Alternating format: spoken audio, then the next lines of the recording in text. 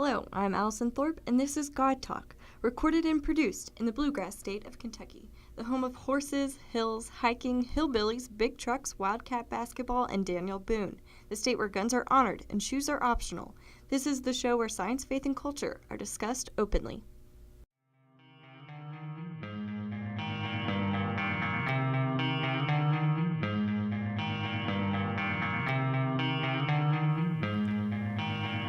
Welcome to God Talk, a show where a rocket scientist and a medical doctor, who is also my pastor, talk about science and religion. I'm your host, Doug Thorpe, and with me as always is my co-host, Dr. Andy White.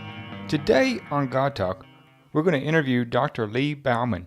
He is a medical doctor with books on God and the afterlife. Dr. Andy, welcome to the show. Hello, Doug. I'm really excited about this show because Dr. Baumann, I'm not sure if it's Bauman or Baumann, he has written pretty extensively on the afterlife, on NDEs, from a veridical, verifiable standpoint. And he has a lot of theories about God and the Creator that from an ecumenical standpoint, not from a religious standpoint. So I'm excited to talk to him today and see what he has to say to add to the discussion and our ongoing talk here, our conversation on afterlife and NDE. Sounds like a wonderful show. This is God Talk. Brain candy for the thinking Christian, a bad day for the atheist, and a provocative question for the seeker. And this is God Talk, where we rightly divide the line between science and faith. You can find God Talk at god-talk.com. You can find our audio files on SoundCloud and iTunes, and you can find our videos on YouTube. Please join us on Facebook. He has authored several books. He's the author of Non-Denominational Quantum Spirituality, How Science Proves the Afterlife. He's the author of God and the Speed of Light, and many others that he may mention. He's appeared on documentaries, The Search for Heaven, and he's been a really prolific writer and a physician, and I know he's taught as well. So we're really glad to have him. Welcome. He likes to go by Lee, so welcome, Lee. Well, thank you for having me. Hey, welcome, Lee. We'd like to ask you first, just to give us your educational background, a little bit about your spiritual background maybe, and how you got interested in this area of NDE research. Yes. I am board certified in internal medicine. I was also board certified in geriatrics, but I did not keep up my testing as required by that board, so I chose not to continue that recertification process. And I was also certified in medical management. I became interested in spirituality, I think, early on. My parents basically raised me as a Christian, so I went through all of the training for that you have to go through as an adolescent. I was an acolyte at church. And once I became interested in science, especially in college where I pursued a pre-medical training, I just found it more and more difficult to accept the credibility of the existence of God, both with Darwin's theory of evolution and with the scientific justification for the Big Bang Theory. I found as time went on it just more and more difficult to accept the notion of a higher intelligence. In about the mid-1970s, when I was practicing medicine, I read Raymond Moody's first book on life after life, and that really fascinated me since I had obviously been doing a lot with death, dealing with my elderly patients and even some young patients. I also became interested in Albert Einstein and read multiple books on him. And the more I read about quantum physics, the more spiritual I found quantum physics to be. Really? I began taking taking notes. I began taking notes on these mystical and spiritual qualities of quantum physics and comparing them to what people observed in the near-death experience. And the more I read, the more I found a link existed between the NDE, quantum physics, and the world's major religions. So that basically, in a nutshell, is how I was trained as a youth, and how my skepticism in religion grew from science, and how I was actually converted back to believing in God because of those three things: quantum physics, the NDE, and the element of light in the world's religions. Yeah, I have to say that we share a lot in common because that's very much my path. I was raised in faith, fell away from that, became essentially an atheist in medical school, and the exact same kind of path brought me back. Quantum physics, the understanding of an essence of all religions that speak at that level, at that subatomic level. I read a lot of books in that area. That same kind of interest in the world of subatomic life and how that goes, and some of the experimentation with quantum physics actually is what led me initially back towards faith. And then, the proofs of God that I got, involved in more with apologetics, with design in the universe and so forth, really led me back to faith. So I've had a very similar walk. And, of course, my experience with patients that had NDEs that I had experienced led me to believe there was something separate from the body that wasn't physical. So I assume you had some of those same experiences. So Well, this is kind of funny. As the only non-doctor here, who's actually a non-biology person here, who is a physicist, I look at the opposite direction. The Big Bang, the evolution, the creation of life, and, the evolution that you was talking about, Darwin's evolution, that's what led me to God. That's what proved that God exists, not just the opposite. So I find this is kind of funny that it led you away from God, but it led me to God.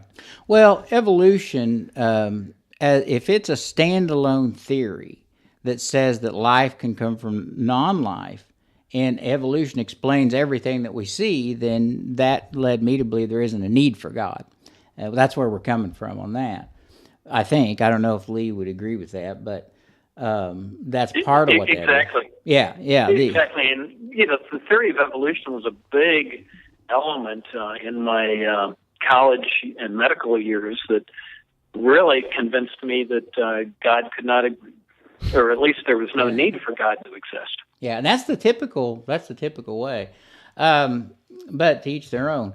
But my experience with the belief that consciousness was separate from the material world and abiogenesis, the fact that non just chemicals became life and the complexity of the cell, that was my first big one, and then like you talked about with quantum physics. Well, beyond that, I want to focus in on your book, Non-Denominational Quantum Spirituality and How This Proves the Afterlife, and that book, and then your experience with NDEs. Talk a little bit about that and how those experiences, you believe are verifiable or bring some validity to the idea of an afterlife and God. Right. Well, my manual on the non-denominational manual was really written for hospice patients and just at a very elemental level that anyone could understand, whether they had a science background or not, because I wanted that information to be available to the general public. I had the book printed in extra large print so that if hospice patients did wish to read something of that nature, that it was easily accessible to them, written in layman's terms, and like I say, with the large print, it would just be easy for the elderly and geriatric community to read. Now, regarding NDEs, I think the major link that I use that combines the near-death experience, spirituality, and quantum physics is the element of light. Every major religion describes its deity in terms of light. Light is one of the main features in the near-death experience, often identified with God, or if you're a Christian, often with Christ, and if you're an atheist, just as a guiding spirit. And with quantum physics, light is really that mystical, spiritual element that can exist everywhere in the universe at one time, because time is known to stop at the speed of light. And that element imbues the photon with basically all of the spiritual features that we see in the near-death experience and in religion. I see. Why don't you give us an example for our audience, just sort of take us through the typical NDE experience that somebody would have when they're clinically dead, and then if you wouldn't mind, tell us a few experiences that you've researched or know about that are not just anecdotal, but maybe somewhat verifiable. Right. Well, the NDE, as Moody described it, and I'm probably going to leave out a few elements because of my aging memory, but the person basically dies, and at the moment of death, they don't know they're dead. They find that they have separated from the body. They can often see their body at some distance, whether it be in the emergency room or in a hospital bed or even in a mangled car on the highway somewhere. And they begin to question what exactly is going on. And at that point, or at some point, they recognize that their spiritual being, their consciousness, is separate from the physical body. Mm-hmm. They will often find themselves dragged through a dark tunnel, and a light will appear at the end of the tunnel.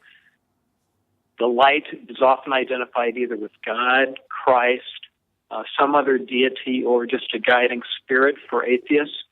The guiding spirit endows the being's consciousness with love, unconditional, and a quality that, they're forgiven for all their sins. They are often taken on what might be described as a tour of heaven. They undergo what is called by Moody a life review, where all the bad deeds pass before their eyes, often giving them this incredible feeling of guilt, but at the same time, the being of light telepathically tells them that they are forgiven. They are at some point then told that they are going to return to their body. And this is an interesting part because the person involved may react very negatively with having to return back to their body. And as physicians, I think many of us can identify with patients who have been successfully resuscitated, who, when they wake up and look around, they're actually mad at the ER staff and at the doctor for bringing them back. So that's interesting. It is. So that basically is some of the major elements of the NDE. And before you go on, I mean, what a paradigm shift that is. As a doctor myself, having done a lot of ER, here we are working feverishly to resuscitate a patient, and actually they are fighting not to come back into their body. Right. We're doing what we can to save them. But that's exactly right. I've experienced that as well, which tells us something about the afterlife. Yeah. How many NDEs have you studied? Oh, gee, I've studied literally hundreds, perhaps more, and I've talked to countless people who've experienced them. So I feel it's a very valid medical observation technique that has taken place. Okay. Yeah, we've interviewed a guy who had one. So, his experience is one NDE, but in this case, okay, this is fabulous. Yeah, and we're looking for, it's interesting to hear cases. We've got, I've heard patients and we've interviewed people who can tell us their experience, but I'm always interested in the higher level NDE. So if you have any just example for our audience of some kind of NDEs that are more of a level 3 where you actually have something that you can verify, an incident or something that happened that they couldn't have known were they laying dead, on the ER. You have some examples. Yeah. Exactly. I think before I accepted the NDE as a real element existing, I had to rule out that it was either the effect of oxygen deprivation, drugs, or something else that could be rationalized medically. And what I found was that if you studied patients who had immediate resuscitations, such as the intensive care unit or in the emergency room, and I've seen patients where you're doing chest compressions and they are alert and can actually communicate with you. They can talk to you. And as soon as you stop the chest compressions, they're unconscious again. Yeah. So, I am convinced that cardiopulmonary resuscitation is a very valid and effective technique. So putting 1 and 1 together to equal 2, I have found that people who've had immediate resuscitations will often have and have had the very same elements of the NDE as patients who agnostics could argue the other direction, that they were the result of drugs or oxygen deprivation, etc. So I feel it's a very, very real element that exists during the dying process. Yeah, and let me clarify what he's saying for the audience, if you didn't get that. When I was a resident, the big argument when I first saw some NDEs it would have been in the early 90s for me, late 80s, the docs would say, it's brain, it's anoxia, it's just a dying brain.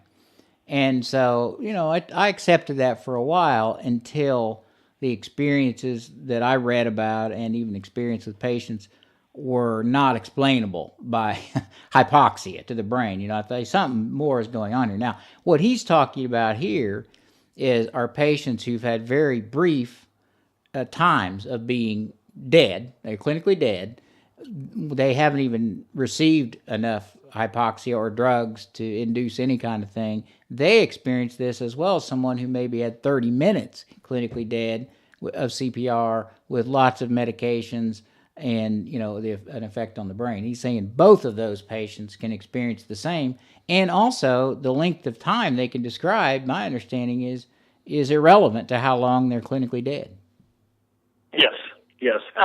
I think another factor that I believe adds credibility to the NDE are all the documented evidences of corroborative observations by the person when they were separated from their physical body, often miles away from where their body lay during the time of resuscitation. I think one particularly interesting NDE involved someone by the name of Urey, and I think this was actually brought out by Raymond Moody in either his first or second book on the NDE. And this person actually lay diagnosed dead in the hospital morgue for, it was something incredible, like 3 days, and he was in cold storage. And they finally brought him out and were going to do an autopsy on him, and by some happenstance, the pathologist happened to see an eyelid flutter, and one thing led to another, and, discovered this poor guy was not dead, but was still alive. So when he came back, he told the story about having visited the neighbor's house, again, miles from where the truck accident that he was involved in had taken place, and he had actually communicated telepathically with their infant. Wow. Now, historically, this infant had never been a quiet baby. He was always crying, was always irritable. They could never get him calmed down. And to make a long story short, the infant communicated to Yuri that the reason he cried all the time was his arm hurt. So at the time that Yuri was finally released from the hospital, you can imagine, his thoughts on how he was going to communicate this to the neighbors without them thinking he was crazy. Yeah. But he did. Yeah. And wow. the neighbors took him to the pediatrician. I'm not sure they were convinced, as you might believe, about Yuri's story, but they did follow up enough where they got an X-ray of the infant's arm, and it was broken. Wow. So that always struck me as one of the more interesting. But I can go on, and I'm sure we've all read about accounts where people have told events taking place miles from the scene of the accident, only to be corroborated by others. Well, I'd like to hear another. Yeah, if you got one more example, maybe give us another example for the audience. Yes, Kimberly Clark Sharp, who was I believe she was a social worker and worked alongside of Melvin Morris, who wrote about children's NDEs. She told a story about a girl by the name of Marie, I believe.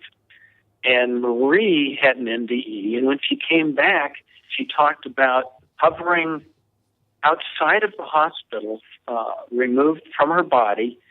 And one thing she thought was unusual was she spied a sneaker laying on the window ledge, on this hospital as she was hovering outside.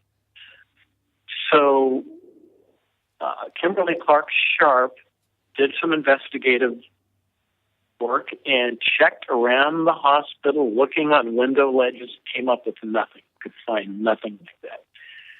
But Marie was so persuasive in her story that Kimberly Clark Sharp actually went to another hospital wing, where she felt there was no likelihood at all for the shoe to exist.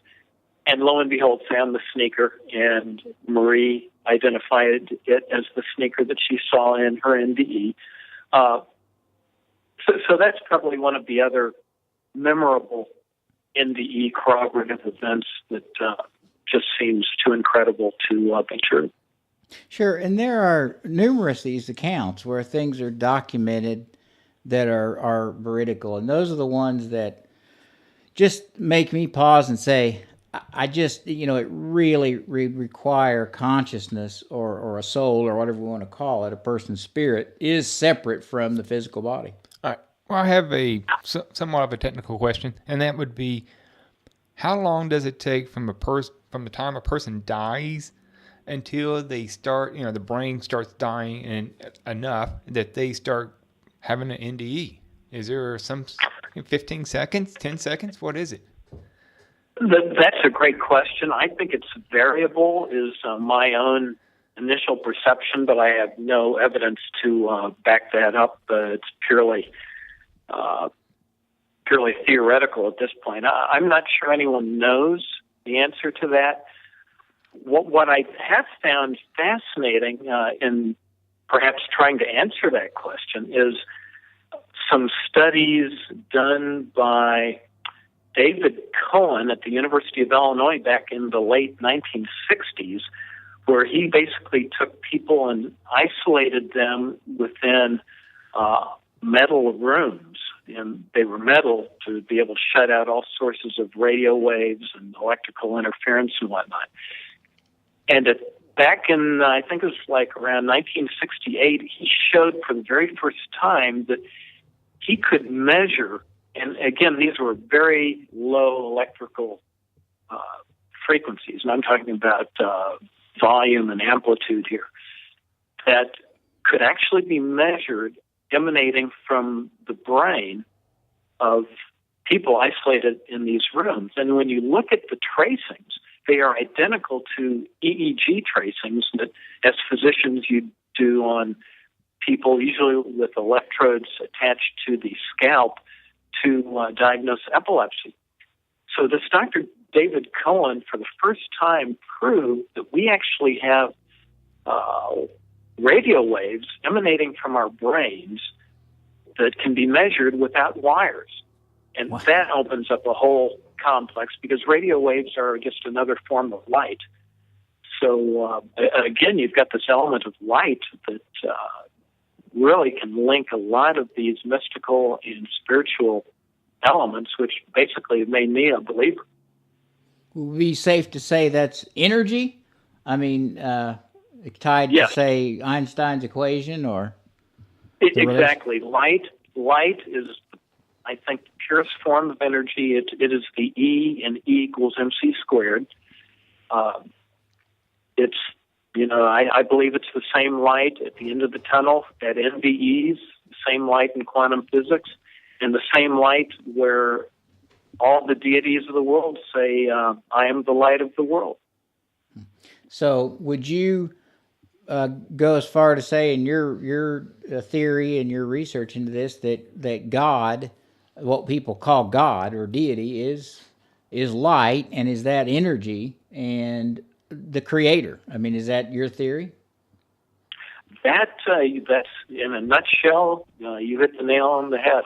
I believe God may well be physical light, and when Christ said, "I am the light of the world," perhaps it was not just a metaphorical statement. Wow. Yeah.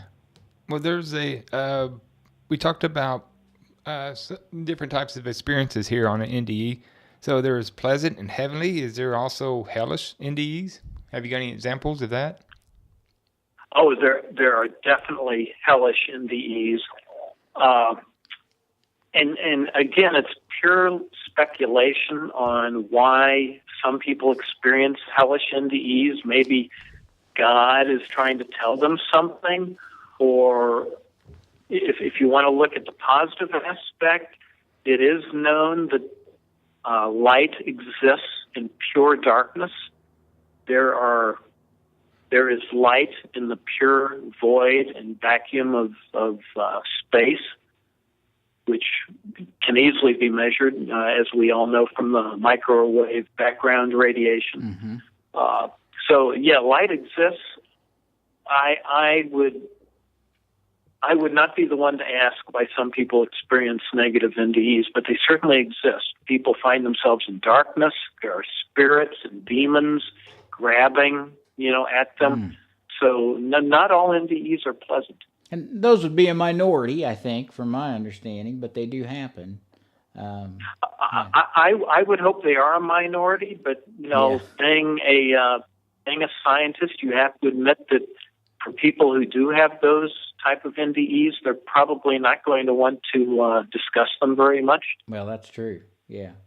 What percentage of patients that we call clinically dead do you think actually have NDEs? Do you have any ideas upon why some patients don't? I don't know if anyone has that figure. I think it's an excellent question. Why do some people not? Perhaps they just don't remember them. Perhaps they are not having them, period. Again, that would be pure speculation on my part, and I really shouldn't be speculating. Okay. Yeah, I realize it's kind of subjective, but I just kind of wonder what you thought. Yeah, for me, it's always been science or nothing, and my spirituality, I like to think, lies more on the elements that have a good scientific basis. Yeah. From your work and your experience, are you convinced that there is an afterlife?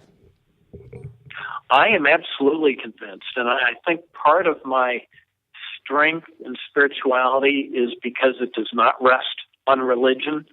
Mm-hmm. It's because it really rests with quantum physics in a nutshell.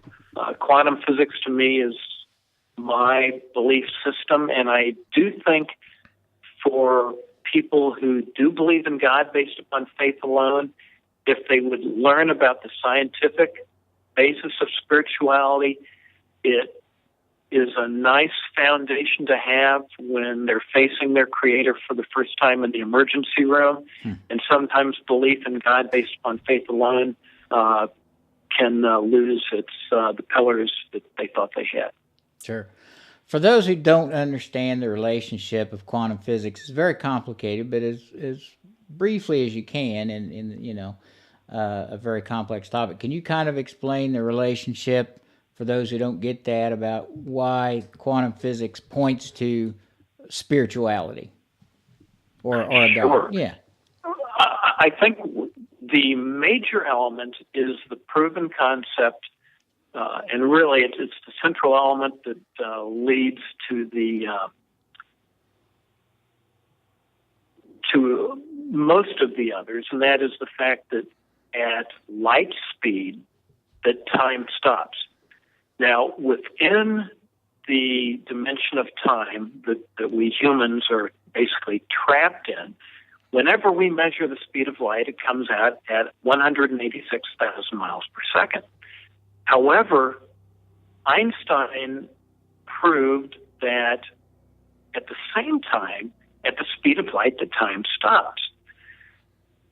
So if you talk about any entity where time is stopped, if you only walked 2 miles an hour, if time is stopped, you basically can walk the limits of the universe because there is no clock ticking, and there's a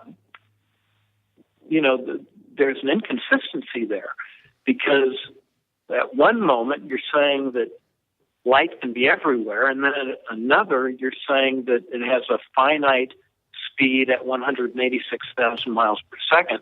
And I think the reason for that is that within the dimension of time, it is limited at 186,000 miles per second. And at light speed, if you can escape the dimension of time, then it becomes limitless. Hence, time stops for the photon. There are many scientific experiments to prove this. Astronauts have found that their clocks slow when they orbit the Earth. The muon, which is a subatomic particle that's created in the upper atmosphere and achieves speeds at close to light, they have found that this muon should never reach the Earth's surface, but yet it does. And the reason for that is that its clock slows, which allows it to exist longer, and hence we can actually measure the muon here at the surface of the Earth. So there are all sorts of experiments which show this, the fact that at near light speeds, that time does slow.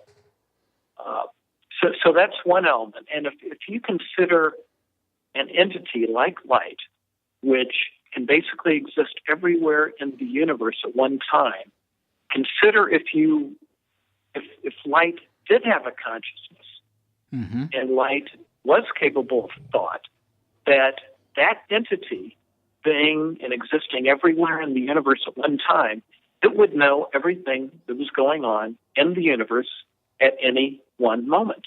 Right. And I believe that, exactly. And I think that exemplifies our concept of God as well.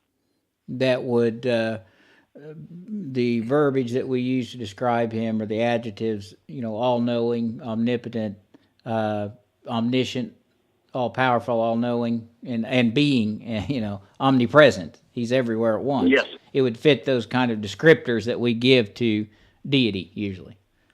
Exactly. I call them the three omnis. There you go. Yeah. Exactly. And then also with your talking about E equals MC squared, if energy represents light and God, what's the relationship between creation and the running out of creation, or the end of creation, and relationship as mass disintegrates? Don't you have some relationship like that in your book? I think I saw. Yes, I do. There's first of all, the Big Bang. If you accept that thesis, then, so we have the creation of the universe with the Big Bang. What I find fascinating, there is a concept known as proton decay. Mm-hmm. Unfortunately, it has never been proven because it's going to take probably hundreds of years to be able to actually prove that protons do decay. But the notion of proton decay basically states that after billions and billions and billions, and I don't know how many exponents you'd have to add on to that number of years, that the universe in which we exist is basically going to decay or degrade into pure light. So once again, we find, that element of light, and I think that's pretty fascinating. I do too, and that way we're able to tie together, the afterlife experiences that people have with the light that they all seem to describe with the equations. So I see how you tie that together. I think it's pretty interesting. It's been enough to convince me. I understand. I mean, medical school and science taught in a closed system the way it often is enough to take any idea of faith or God away from a lot of people. It certainly did me, and it takes a while to build it back. Yeah. Oh, exactly. I even took several religion courses in college to see if there was something I was missing that might help convince me that God existed. Of course, this was before quantum physics and the NDE and et cetera. But I found those religion courses made me believe less in God than the opposite. I know what you mean. That's the whole purpose of this show. Exactly. Is to answer questions that you'll never hear on a church pulpit or in a classroom. Right. We're trying to move beyond that. Where do you think the scientific community is today as a whole? And I know there are differences, but in general, what's your opinion about where the scientific and the academic community is with regard to this whole idea of consciousness being primary or consciousness being separate from the body? And, so many doctors and academicians still would say the brain creates consciousness, you die, lights out. And this is sort of a new idea. So where do you think it's moving? Exactly. I think, first of all, alternative medicine and a lot of these mystical practices going on throughout the world, I think people are lending more credibility to them. Things like David Cohen's research showing that our brains actually emit, electrical waves. Mm-hmm. You just can't ignore that. And actually, the device he used has actually been refined to the point where, I don't think it's anything that anyone questions anymore. So I believe that our consciousness does travel out into space. Now, what exactly that may mean, I don't know. But I do think we have to look on the other end of the spectrum and consider that if our brains emit electrical waves, perhaps they are equally capable of receiving them. I have always found, and if you look in medical texts at the microscopic sections of the neocortex, or the outer lining of the brain, you see all these nerve endings going out to this neocortex or to the exterior of the brain. And at least right now, our technology is limited, but when you look at them, from a detailed aspect, it looks like a lot of those synapses, nerve endings just end on the outside of the brain. So who are we to question that maybe it's acting as some type of antenna to receive radio waves? Yeah, I thought the same thing. I mean, I've had the same thought. I don't have any proof, but that's what I've often wondered, if consciousness is just outside and the brain is functioning as a receiver, and a processor. Exactly. I mean, or some combination thereof. Yeah, exactly. Yeah. Well, do you believe in reincarnation? Well, it's funny you ask that. My last book actually deals with reincarnation. Again, there's no real factual basis to support reincarnation, although there's a lot of corroborative evidence out there. There's a physician from the University of Virginia who actually wrote a book dealing with, I think the title is something like 20 cases suggestive of reincarnation. And when he actually investigated many of these cases of people who were now living and who vocalized that they were reincarnated, their stories and some of the corroborative evidence surrounding their testimonies to being reincarnated sound an awful lot like NDEs. You just wonder, how could they have known this? How can people travel to towns that they had never been in before, and they knew exactly, they could march right up to the house where their pre-reincarnated, live had once lived. It's just really fascinating. So I believe it is very possible. It is certainly logical, I think, that perhaps we are not going to have to wait till Judgment Day for, all the bad things we've done. Perhaps we're living karma now through reincarnation. Sure. Yeah, there's a lot of. I know what book you're talking about. I'd like to get him on the show. He's got cases. I haven't read the book, but I've read about it, and I think there's mounting evidence about it. It's another ongoing topic that I think we need to investigate. I hope someday we can, do more things to corroborate both the NDE and things like reincarnation. I think we're a long ways from that now, but who knows? Yeah. All right. So one last question is, where is the NDE research heading today, and where do you think it's going? Well, I did read, and this was actually several years ago, and I haven't read a follow-up report to it, but I read where some medical team was doing a study where they had a painting on the ceiling of an emergency room with the actual painting facing up so that no one could see what was on the painting, so that when people were hovering above their bodies, looking down, on their physical body, that they might see this painting turned up and be able to identify it. And actually, I think maybe I did hear a follow-up that no one was able to show, or no one with NDEs in that particular emergency room were able to actually see the painting.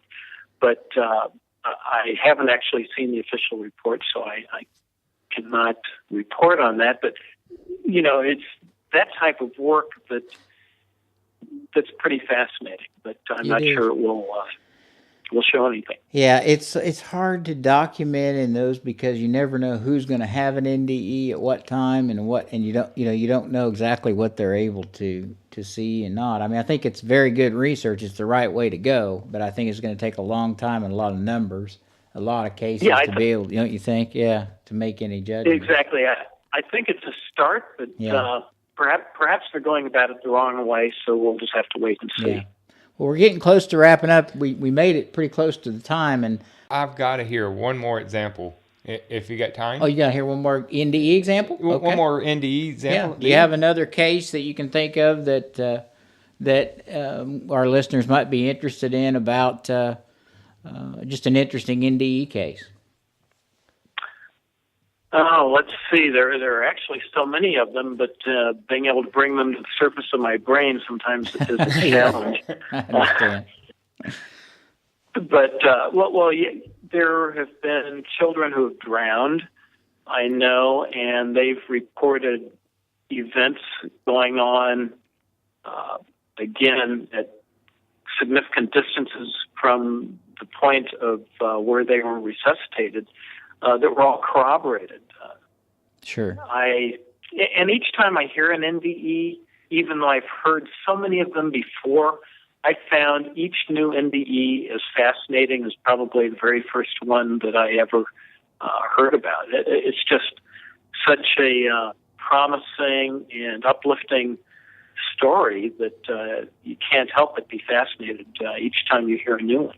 It really is. Do you remember, and I probably shouldn't bring it up because I can't remember her name, but there is a famous one, a woman that had neurosurgery and had all the blood drained out of her body, and they were clipping an aneurysm, I think.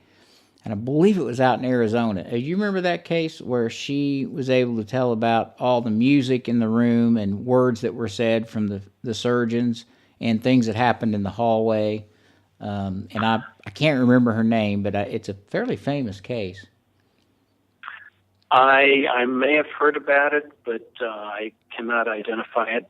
Yeah, a lot of the cases do have things like that, though, where they're able to identify events that happened in the resuscitative realm, maybe not even outside of the hospital, but still, if somebody, one important point to make is somebody's clinically dead, and their eyes are closed, they're not, there's no real way they would be able to have sense information even in the same room. I mean, I don't think so. I mean, clinically, I can't come up with any reason why they would be able to say, well, the doctor said this, or, so-and-so came in the room and left. You know what I mean? Right. Yeah, I don't think there's any way to rationalize it other than perhaps to consider that, if spirit is light, radio waves, whatever subcategory of light you might think of, that, once light leaves your body, it can be everywhere in the universe at once. So there's just no limit as to where you can go, where you can observe. There are just no limits whatsoever. Sure. Okay. Are these NDEs listed in your book? I have listed many in my book, mainly the ones that have most impressed me. I remember, after you've asked me about special NDEs, about various people who met future children and identified them, and then several years later, following conception and giving birth, indeed the children were exactly as they had seen on the other side. Wow. Yeah, it is. It's so cool to hear. Any of these cases are just, you're right, they're all unique and interesting. So, well, as we wrap up, I really appreciate you being with us today, Lee. It's been fascinating and amazing, but I want you to be able to tell about your books for our audience, how they can find your research and your website and so forth. I've mentioned some, but why don't you tell us a little bit about that before we wrap up? Well, thank you for asking. And again, it was an absolute pleasure to be on your show. Probably the easiest way to find my website, I've got a Google site and several other sites. I think neardeath.com even has a page on me. Okay. Just probably if you Google Lee Bauman, the first 3 or 4 hits are going to be my top websites. That is actually the easiest. But my books are all on Amazon and probably any other internet book site that you choose. So I'm very blessed there. They are available for Kindles as well, and several of my books are actually on audible.com as audiobooks. Okay. Wonderful. So there are several different venues that your listeners would have if they would be interested. I would also like to say that the proceeds to the sales of all of my books go toward my God at the Speed of Light college scholarships, which exist in Alabama, Mississippi, Illinois, and actually I have one in Cape Town, South Africa. Really? So that's how I've chosen to give back. That's great. I'm glad you added that. Yeah, wonderful. Perhaps that might be a little incentive for people who might question my writings to perhaps invest in a book or so and see what they think. That's fantastic. Thanks. Well, we really appreciate it, and thanks for giving us some time on Sunday afternoon to talk about your work, and we'll look forward to the next book and maybe have you back again. Well, thank you. It's been a pleasure, and I hope if any of your listeners have questions, they can email me at the email which is listed on my website. All right. Thanks, Dr. Bauman. All right. Thank you. Thank you. So that was really interesting interview with Dr. Bauman. Really appreciate him being on the show, and we'll continue on the conversation on rightly dividing the line between science and faith. But this is God Talk, where we faithfully examine science and reasonably examine faith. This is God Talk, your partner while you commute to work, or a cure for the insomnia. Either it keeps you awake all night and you forget about needing sleep, or you'll sleep like a baby. Please find God Talk at god-talk.com. You can find our audio on SoundCloud and iTunes, and you can find our videos on YouTube, as well as please visit us on Facebook. Thank you.